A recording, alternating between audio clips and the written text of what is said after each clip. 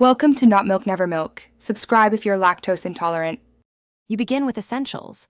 Confirm your account and presenter role and verify email because permissions matter. Once done, open the app and grant mic and camera access. This lets you moderate and record if needed. Make sure your network is stable at 510 Mbps. If slower, reduce video quality. Now import or create your first MCQ set. Give each question a title, 4 choices, the correct index, and a time limit so participants see consistent pacing. You now run the live session. Create the room and share the join code or link. Simpler links increase attendance.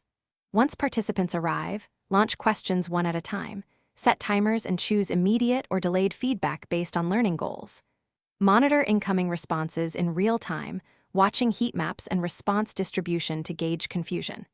If many get one question wrong, pause and explain, or use an on-the-fly poll to diagnose why. Then proceed to the next item. You finish by closing the room and exporting results as CSV or an LMS package so scores integrate with records.